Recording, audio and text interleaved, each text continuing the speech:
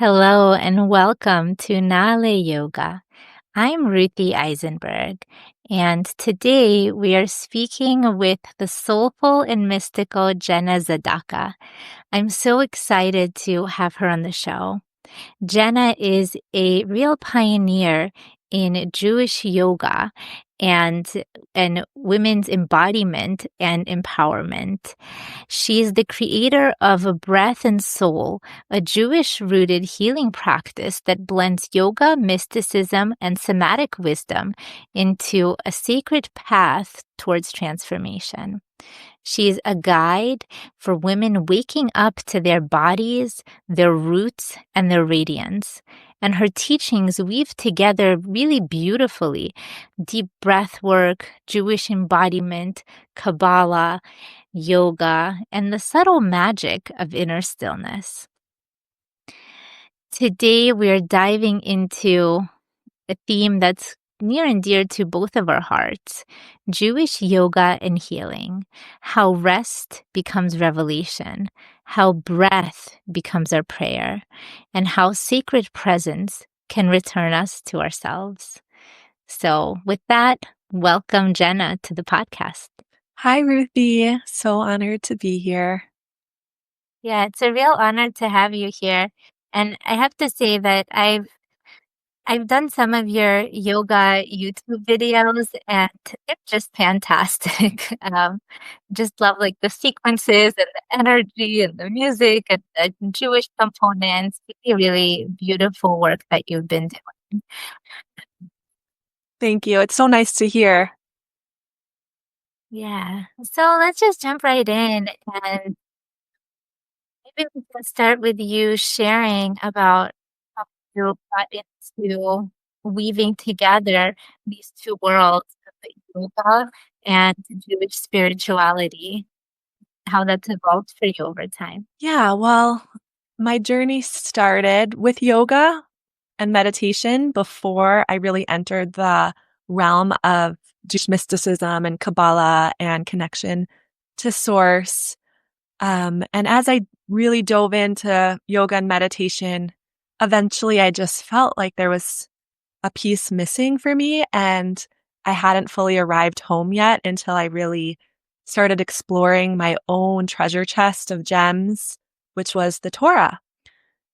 And once I dove into Torah Judaism and mystical Judaism, I left the yoga behind and, in a way, left my body behind to kind of ascend into this spiritual world, which I think is common for many Bali Chuba or people who are new to the ways of the tradition. And there comes a time where you have to integrate both. And my body was calling. The integration was just a necessary step in my journey. And so I would say I started to lift my body into my spiritual practice.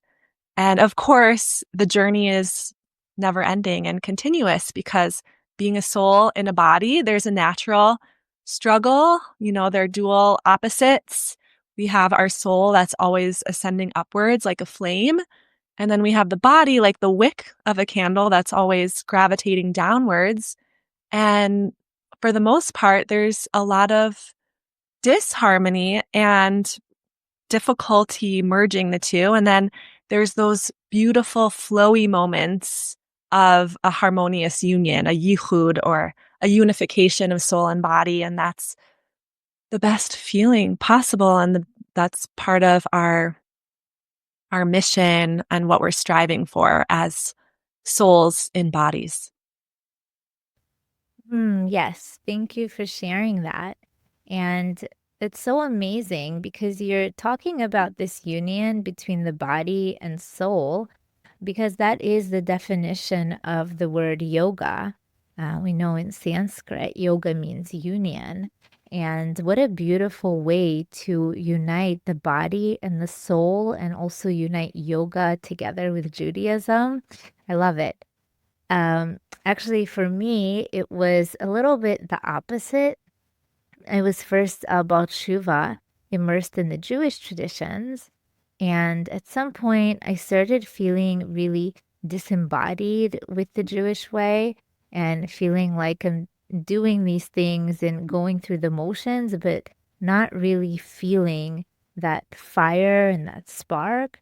So things were feeling kind of gray and dull.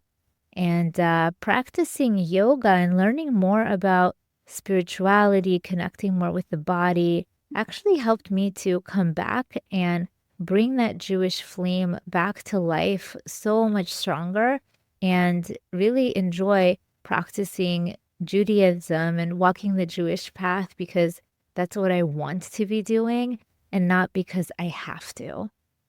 So I completely resonate with what you're saying and this wonderful combination of walking both the yoga and the Judaism way.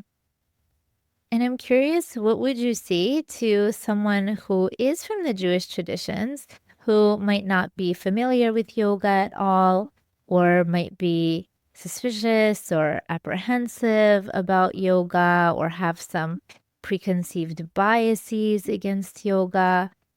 Do you ever encounter that? Yeah, and I would say, firstly, it's not for everyone.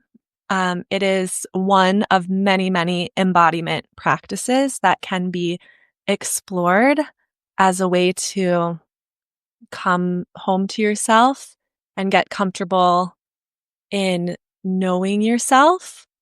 Um, so it in terms of the tree of life, I think of yoga as more on the side of Gavura. There's certain postures, there's a sequence, you're in the four corners of your mat, there's alignment and discipline, and um, of course we incorporate free flowing movement and some chesed and some authentic movement. I would say yoga is more of a Gavura practice, and that's not always for everyone.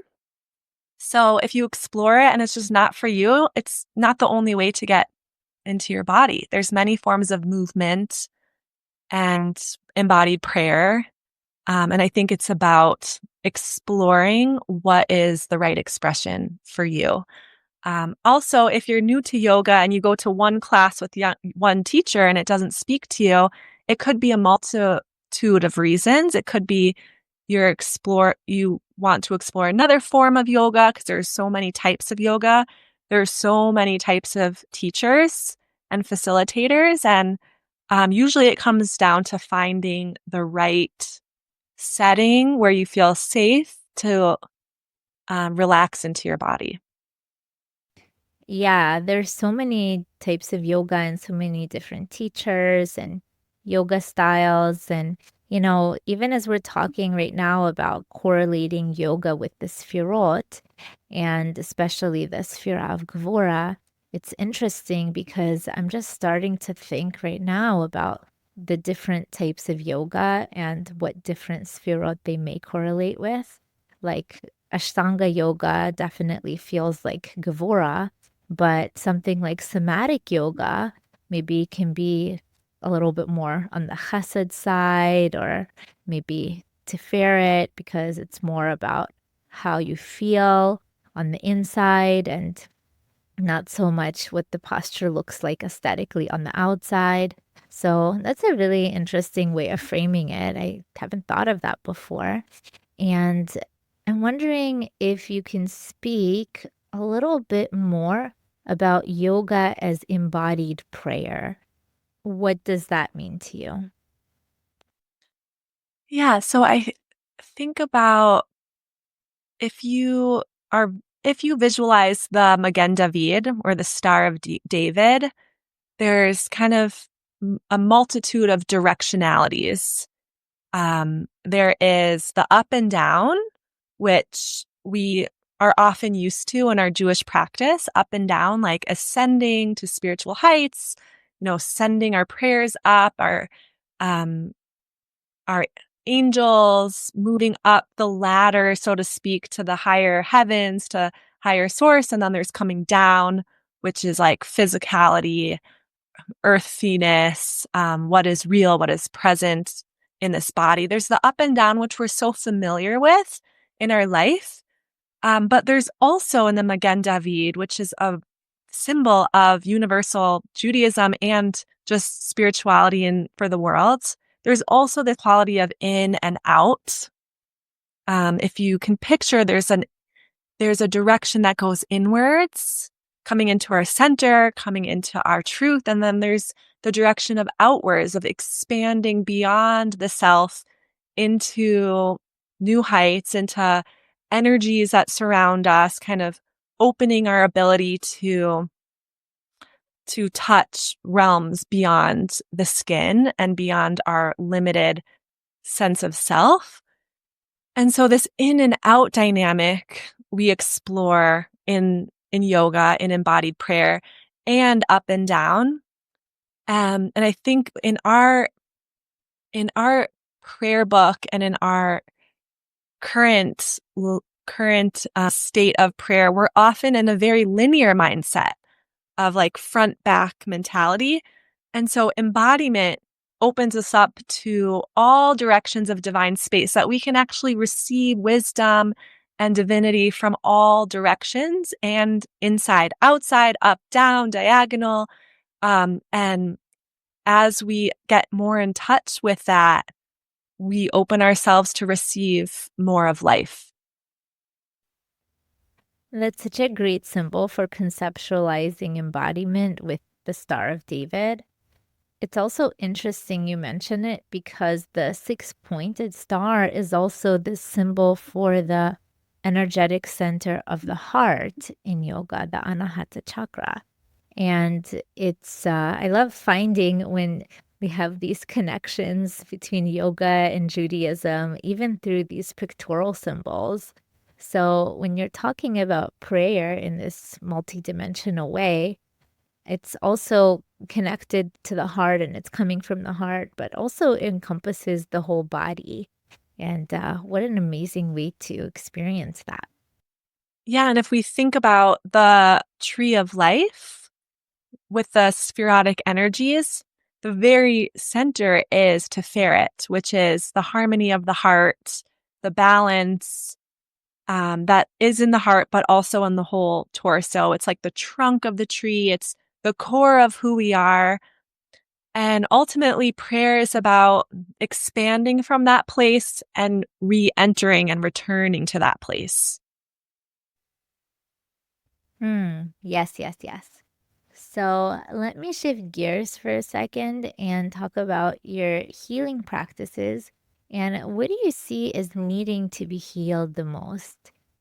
You work with a lot of women. So what do you see about their bodies? What do you notice about their nervous systems? What are the areas that you think are calling for the most healing? Especially as we, frame it through the tree of life perspective. It's a beautiful question. And I see every single person as so unique and coming with their own journey of healing. And what is so special about using tree of life healing and energy is that it embraces the wholeness of who we are. And it takes into account all the energetics from the head to the heart to the liver and instinctual body, sexual energies. So when we're exploring the tree of life in my embodiment courses, every woman comes through a different angle. And I think within the first class or two, people already know where they're out of alignment. It becomes clear to them. And so much of the tree of life is coming into balance, coming into our center column.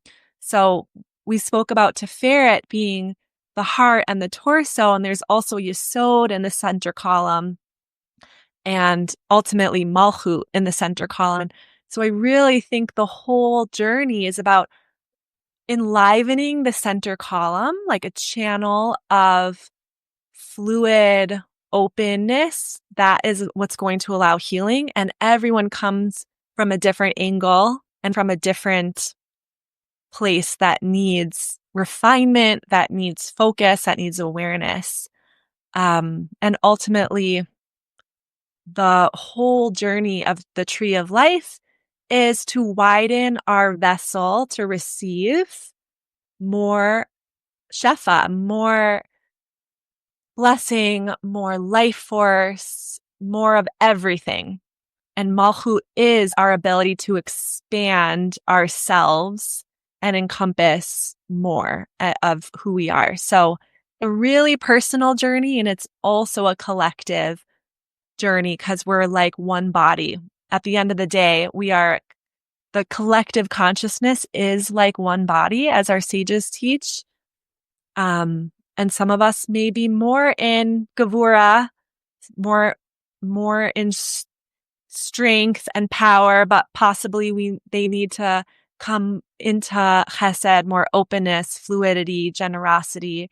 And some people are really depleted in the realm of chesed and loving kindness, and they're giving so much that they're depleted.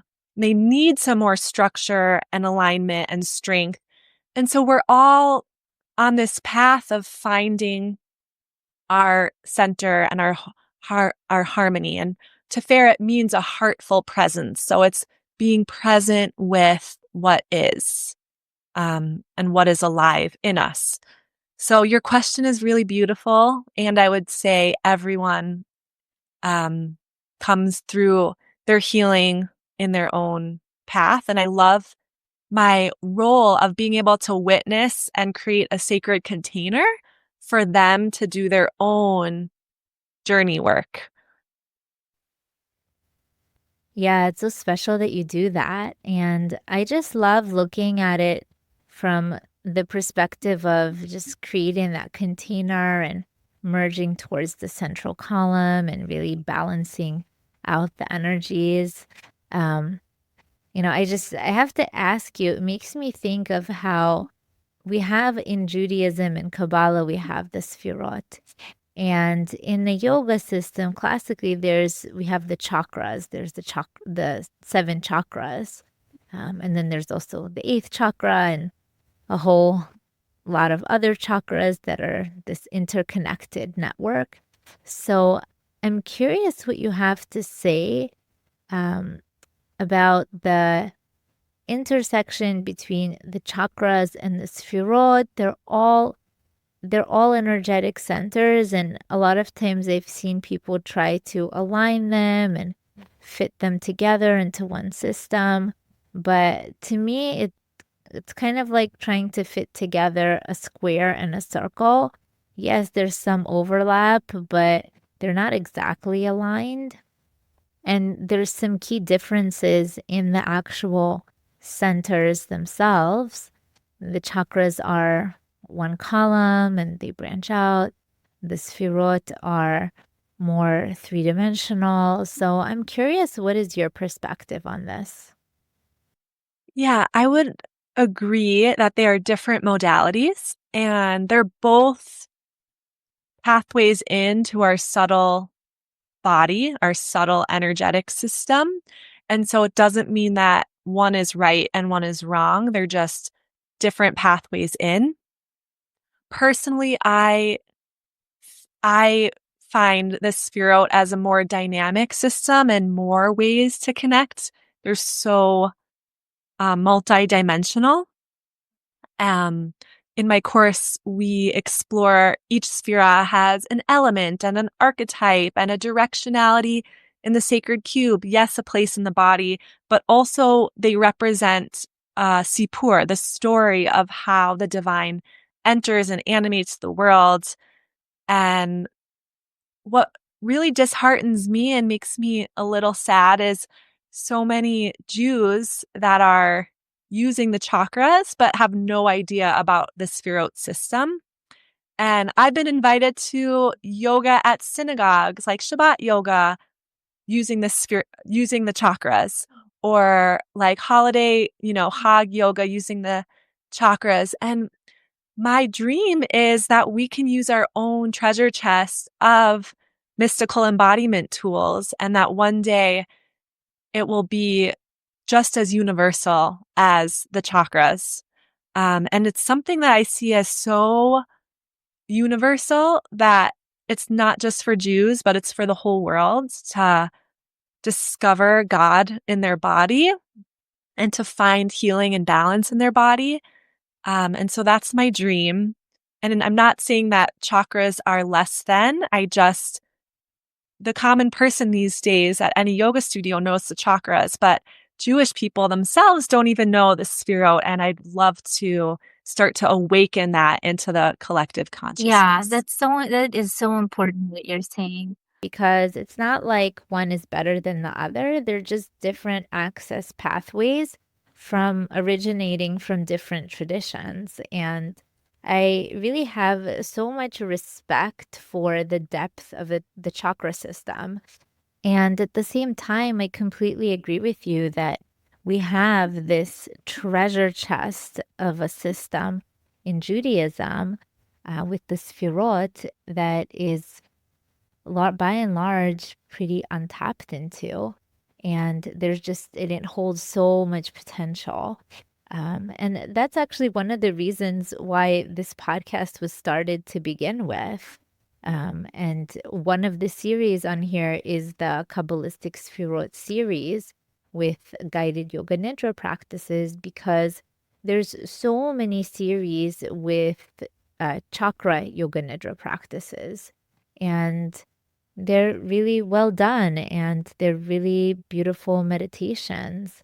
And yet, for me, it just I wanted something that speaks more to my Jewish neshama and to the Jewish soul.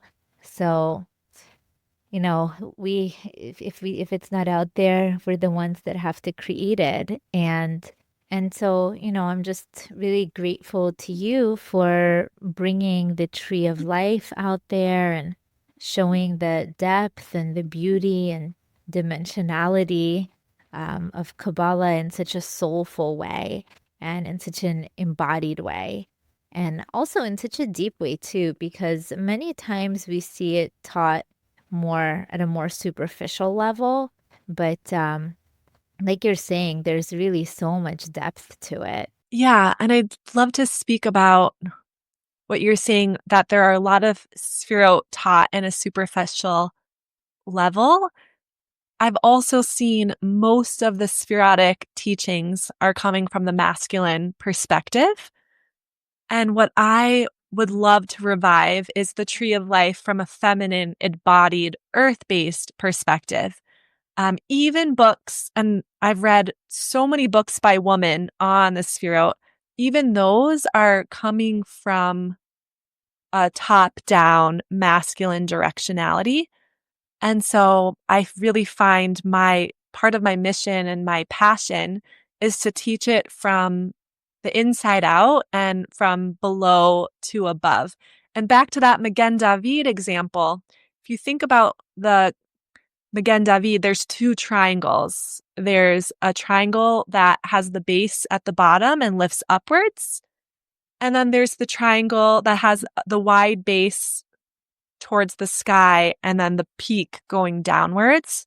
And this speaks to the two directionalities, the masculine direction of light and the feminine direction of light. And in Kabbalah, this is known as Or Yashar, like a downward flowing masculine solar light that comes down, kind of like heaven to earth or our mind to our body. And that has been so stressed since rabbinic Judaism began. And unfortunately, the bottom up perspective, which is more earth to body and body up to heart and heart up to mind and mind up to crown or root to crown, that direction has been largely ignored for a lot of our history. And now that the feminine is really being infused in the learning and in the practice of Kabbalah, we get to bring in this dimension that's always been there. It's just been quiet. especially because Kabbalah is the feminine aspect of Torah. It literally means to receive. It is the feminine dimension of Torah, and yet it's been taught by men for most of history, and this is our time of reviving from the body and upwards. Yes, thank you so much for saying that. And I really want to talk more about this embodied perspective for Jewish spirituality from a more feminine perspective, which has been largely ignored and sidelined. So it's interesting also because the chakras are taught from the ground up traditionally, starting from the root chakra and the energy that's coiled there around the perineum, then ascends and rises up the chakra column all the way to the crown chakra and beyond. And so it rises from the ground up. And then in Judaism, like you're saying, the sfirot are taught more from a top down perspective. So I'm curious to hear more what you have to say on that. I know there's been different explanations for why the chakras go this way, but I'm really curious to hear more about this feminine ground up perspective to Kabbalah and the Sfirot.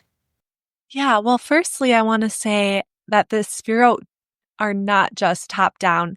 They've been taught mostly from Keter to Malchut, but they flow in both directions as well as right and left. And if you look at the lines between all of them, there's the graph, the diagram that we often see have like circles, which are the pools of vitality, the kind of concentrated energy of the Sphirot. They also have the lines that connect them all in different directions. So we do have an upward and outwards, we have a downwards and inwards, but most of the texts have been, because it's coming from a masculine perspective, from Keter to Malchut.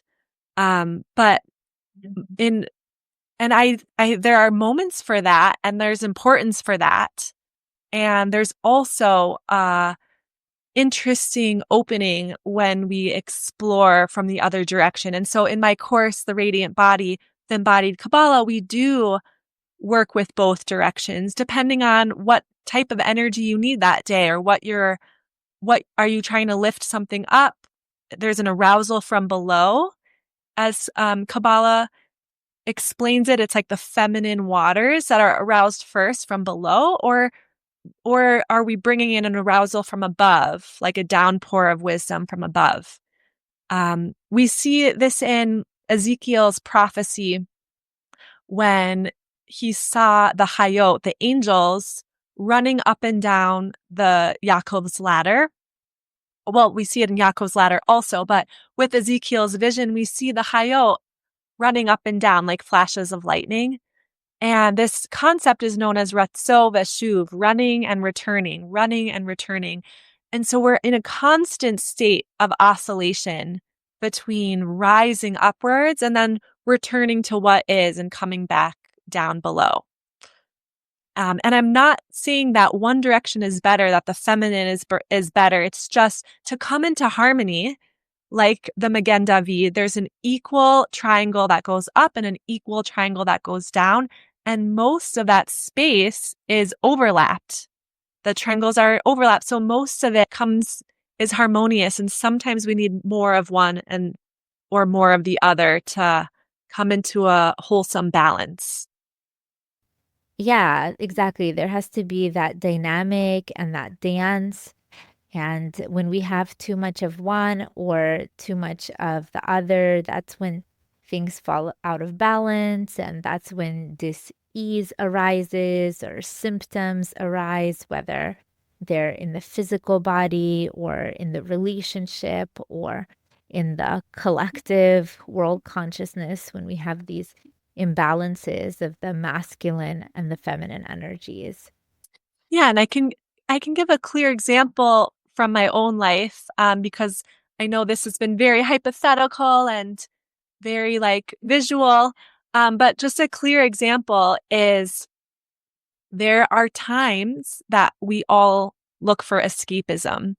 And sometimes escapism looks unhealthy, like alcohol or drugs or partying, but escapism can also be disguised in holiness, like learning Torah um, or praying, and all of these. And that sometimes we are using spirituality to escape what is and to escape discomfort or unease. And it's easier, say, to turn to a book and learn something than be present with the issue that is right in front of you, that is interpersonal, or that is your child, or that is your spouse.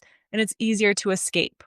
So I find myself, especially for many years when I was getting into mystical Judaism, the escapism was disguised as learning Kabbalah and praying and going to Sfat for like for for the sake of kind of coming out of issues.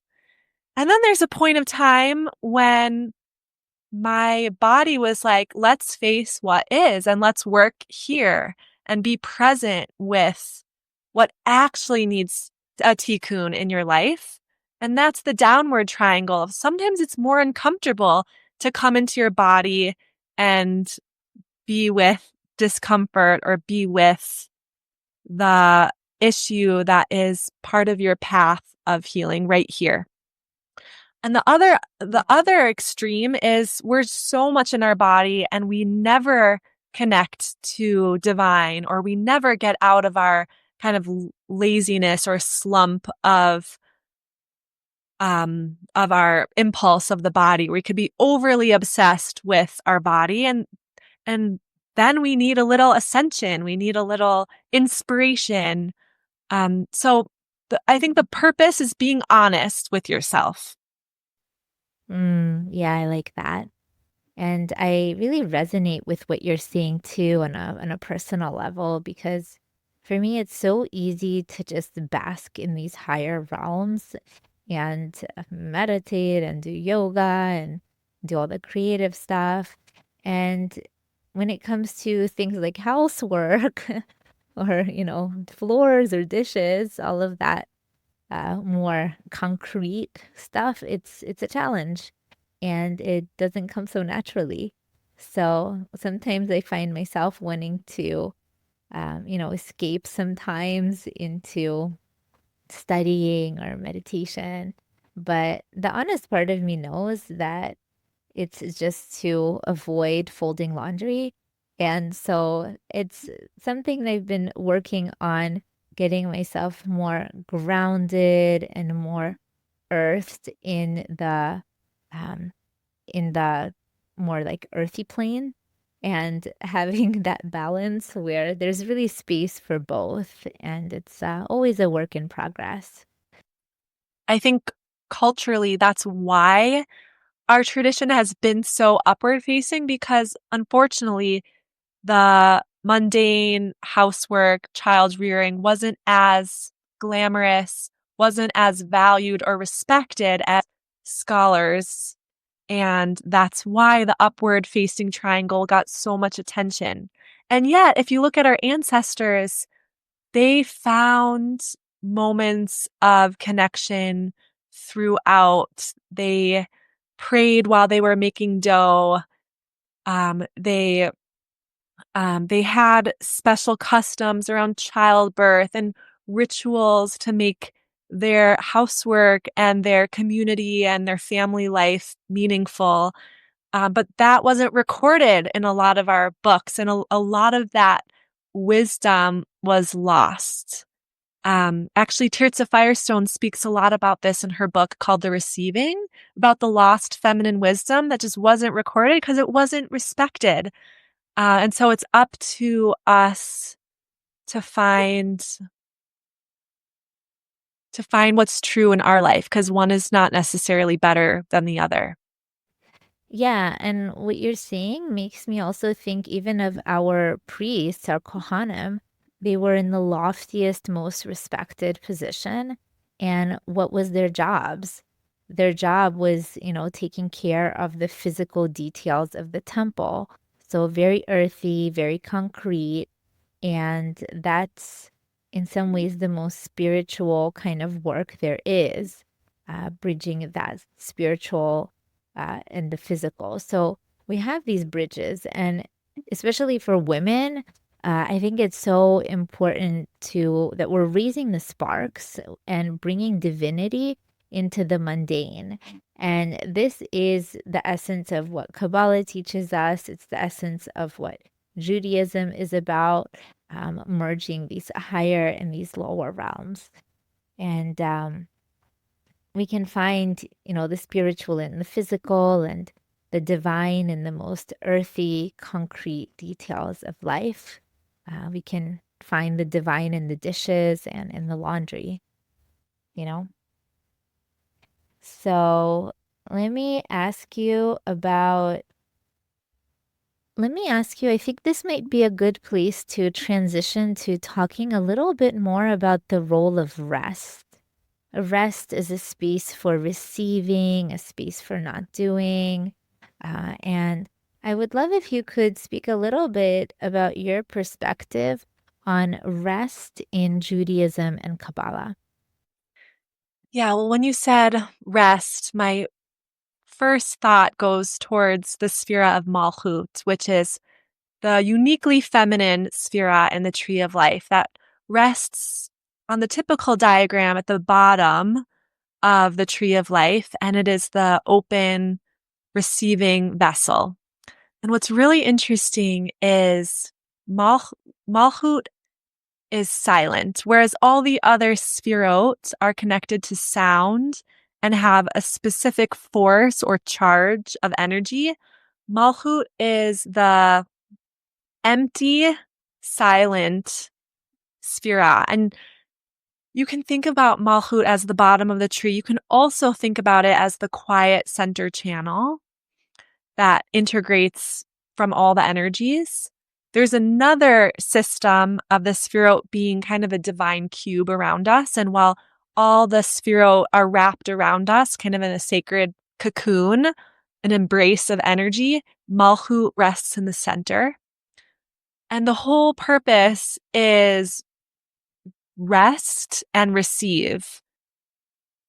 Malchut integrates all of the sphero, not passively, but actively by expanding the silence, by expanding the rest. It's like a vibrating vessel that beckons to receive. And what I think is so unheard of, and we don't have so much space in our culture right now for rest because there's so much busyness and noise and focus on productivity and doing, we're missing the piece of listening. And rest is really about receiving, listening, allowing. And that's how the still small voice, the divine that speaks through us, is the only way we can hear it is if we give our space, ourself space to listen and receive. I think as a journey, as a facilitator in yoga, in meditation, I started off really feeling like I needed to teach a lot, guide a lot, bring in a lot of Torah and a lot of imagery and a lot of exciting, inspirational moments throughout the class. And as I've grown as a facilitator, I've noticed less is more and taking myself away so that people in my class can have more space to rest and listen and be in their own experience. And that's where the greatest healing comes from. And I've noticed that with the most talented facilitators are folks you don't even know are really there. They're like so subtle. They're channeling so much. They're holding the space so carefully and you don't even notice they're there because you're in your own experience so deeply. That is the highest level. And that is my my prayer whenever I'm holding space is to let people rest, receive, and be in silence.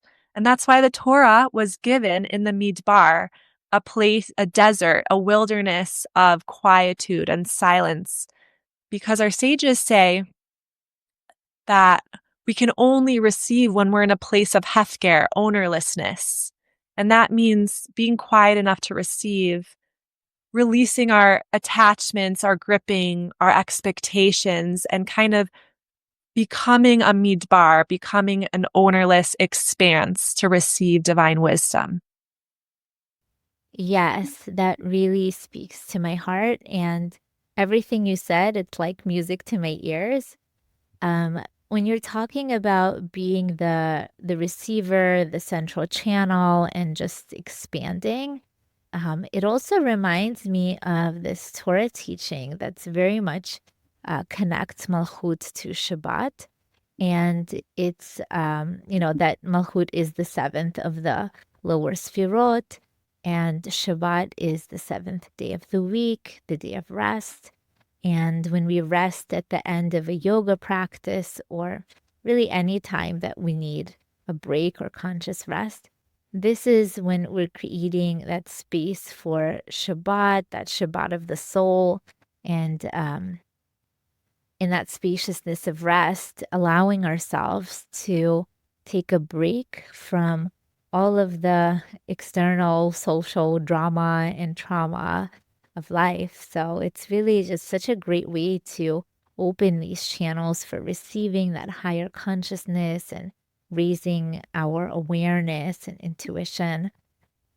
And with your eyes closed, you don't have any sensory input other than voice. And it's just this space to be with yourself and go through the layers of consciousness which parallel the architecture of the soul from nefesh, ruach, neshama, chaya, and yehidah, and to take you to this really beautiful space of malchut, this divine receiving of just your own connection to source.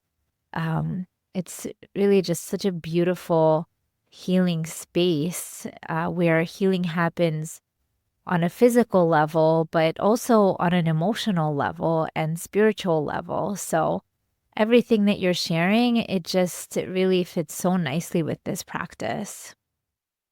Yeah, and every single breath, we really have an opportunity for that pause. Now, if you take a deep inhale and you pause at the top of your inhale, you're at the peak of receiving life force.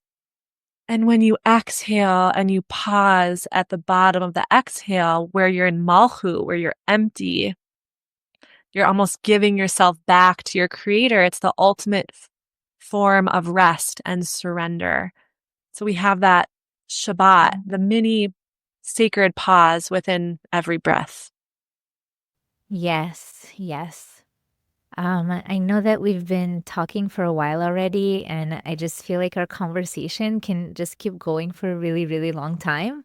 So, let me just ask you about your personal yoga and spiritual practice and where people can find you and what you're offering. Thank you. So, my personal practice for yoga, firstly, I've released expectation or kind of judgment on myself to have to do yoga every single day, as in a typical full flow from beginning to end, which is I used to have a very disciplined practice every single day. And now I'm much more compassionate to whether my yoga practice is a full hour or whether it is 5 minutes of me laying on the earth and listening to my heartbeat, to my breath. And I always need time in the day to ask the divine to show me what I need to know. So, what do I need to be in touch with today? And my biggest practice is listening and emptying. So, that is necessary for me. If I have time for a full flow, it's great. And what's really important is that I listen to the messages of the day coming through. And usually my meditation is not in stillness, but is movement from the inside out. So I'll start in seated, I'll close my eyes, I'll make my prayer. And usually my body moves itself, whether that's circles around my hips or stretching side to side or shaking or lifting. Every day it's different and my body shows me what it needs. So my personal practice is listening as a way to tend. I do teach yoga series here in Boulder and also online. You can also find me on my Radiant Body Embodied Kabbalah course, which is 8 weeks through Tree of Life Healing. I also have a one-on-one option called Align for personal, spiritual, and embodiment work. If you want some deeper form of mentorship and coaching. And I always have new offerings. So you can keep in touch on my website at Authentic Roots, AWE, as like not authentic, but yeah, AWE, authenticroots.com. And you can also find me on Instagram at breathandsoul_Jenna. And I'm often hosting new moon and full moon ceremonies, both in Boulder and virtually. So yeah, however you would like to get in touch, I'm available and open to meeting you. Amazing. And we'll have all the links, which you can find in the show notes as well. Well, thank you, Ruthie. So honored. Thank you for bringing me on. I've been wanting to meet you for a while, and I'm so glad and trusting in divine timing that we're meeting finally. Yes, same here. Thank you so much, Jenna. I really, truly enjoyed our connection and our conversation, and I hope we can continue this connection. It's really, you have so much wisdom and such a beautiful story to share. So thank you so much for coming on the show. If you enjoyed this conversation with Jenna Zadaka, I invite you to like, share with family and friends, subscribe to this podcast to help it grow, or leave feedback, whether online or offline. You're also welcome to join the Nale Yoga community on WhatsApp for the most recent updates on new podcast episodes and local events. Wishing you a wonderful rest of your day or night, wherever you are in the world, and I hope to meet you back here again soon. Be well.